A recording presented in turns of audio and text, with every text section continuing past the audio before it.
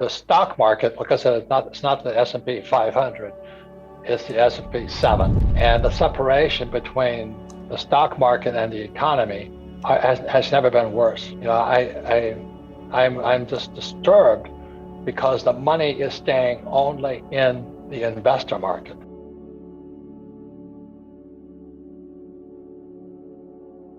On this October crash, Secretary Yellen is warning that if Congress doesn't raise the debt limit by October 18th, that there'll be a financial crisis, a calamity, as she calls it. Is this what you think will trigger this October crash? Well, I think it's already been triggered personally, because after I posted that market crash, you know, the S&P 500 is really the S&P 7, and it's being held up by Treasury Secretary Yellen and Powell. So there's no correlation between the economy and what Yellen and Powell are doing. Now, I say one more thing, is that I'm a little strange in that I like crash. So this next crash is going to be really, really good, but it'll bring down gold, silver, Bitcoin, stocks. But the good news is a crash is a good time to get rich. So that's why I'm optimistic, and I'm very optimistic on gold, silver, and Bitcoin, not on stocks. Well, the big debate is there inflation or deflation? And if you look historically, what's happened today is the nominal debt to GDP is a correlation of M2, the volume of money, times the velocity of money. Right. And the reason Yellen and Powell are scrambling is because they've expanded M2, so everybody thinks there's going to be inflation. But velocity of money, which is what Jim Records and I always talk about, the velocity of money is plummeting. I'm interested, though, Robert, why you say that when this equity market crashes, that gold, silver, and Bitcoin are all going to crash as well. Because this is going to be the biggest crash in world history. We have never had this much debt pumped up. Debt is the biggest problem of all, but that's called M2, money supply. And the debt to GDP ratio is out of sight. So when it comes down, which it brings everything down with it, that's when I'm going to be buying more gold, silver, and Bitcoin. If I could say a couple of more things, is published this book here. It's called The Capitalist Manifesto. It comes out November 10th, and I want to give people the big picture. The reason I don't care for Yellen or Powell, because they're both Marxist. And when I say that, I get nailed. But I will read you a quote from Lenin. Okay, this is Vladimir. He says, the establishment of a central bank, this is a direct quote, is 90% of a communizing of a nation. That's Yellen and Powell. And the other statement from Lenin is, and this is in manifesto here, the best way to destroy the capitalist system is to debauch the currency. So Michelle, every time I've been on your program, I just say the same thing. I like gold, silver, Bitcoin because I don't trust the Treasury. I don't trust the Fed. And, you know, Ron Paul said we should end the Fed. I agree with him. They're actually Marxist organizations. And that's what I cover in my book coming out November 10th. The Marine Corps birthday is we need the Capitalist Manifesto. And that's why I have gold, silver, and Bitcoin are for capitalists. I'd say it's desperate people doing desperate things. And as you and I know, the stock market, like I said, it's not the S&P 500.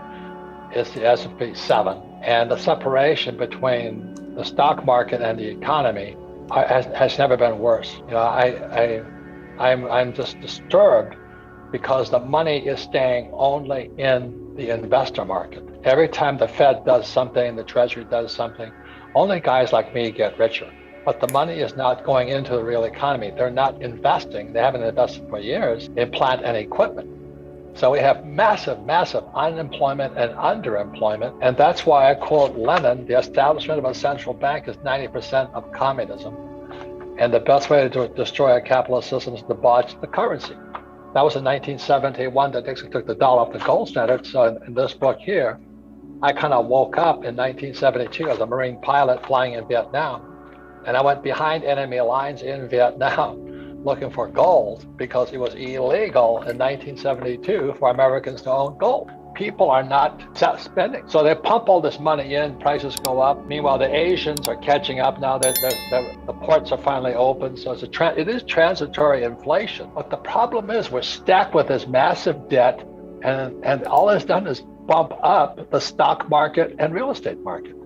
The money has not gone into the economy. That's the sad part. So the rich get richer, but the poor and middle class are getting poorer. It is tragic what's happening today. What's the trigger that really shatters investor confidence in the equity markets? I don't know what it'll exactly be, but you can't keep printing fake money. That's M2. And the velocity of money keeps dropping, but the debt keeps going up. So you and I don't have to go to Harvard to understand that's not good. So they're just going to keep doing the same old thing. And meanwhile, that's what we're doing today is actually going to kill the economy too, because you and I are now on, let's say, Zoom. So technology is going to wipe out more jobs. Like, who's going to fly? Who's going to stay at a hotel? I can now do more seminars in a day. I did one the other day. I did a recording in Europe. I did one in the States, and then that evening I did one in Singapore. Why did I don't climb on an airplane? So meanwhile, they're trying to keep these dead industries afloat, and somebody's going to say, hey, it cannot go much further, and it's coming this October because the velocity of money is now too slow. Savings are going up, spending is going down. And yet you say that, Robert, that gold is going to crash in this, is along with the equities, along with everything else. So how does one protect one assets if this crash that you're predicting does indeed happen, if you're saying that gold's going down with it too? Well, because I bought gold when it was $350 an ounce. You see, every professional investor knows it's not when you sell, it's when you buy. So I bought Bitcoin at 6,000 and 7,000. So I'm just saying, I'm a pure capitalist. When markets crash, it's the best time to get rich. So I'm getting very excited about a crash coming because the better stocks will come available. Unfortunately, Michelle, there would be massive social unrest. That's what I'm more concerned about, because we have not reinvested. The Fed and the Treasury have only invested in the investor class. They haven't invested in the working class. And the working class is without jobs, without pay, without this. Their 401ks are going to get toasted. And that's why I'm more saying, I don't like what's happening. I mean, I live in Arizona. Our southern border is wide open. In Afghanistan, they armed the Taliban. And then they took our weapons. They gave our best weapons to Russia and China. And now the Taliban will use our weapons against our only ally in the region, Israel.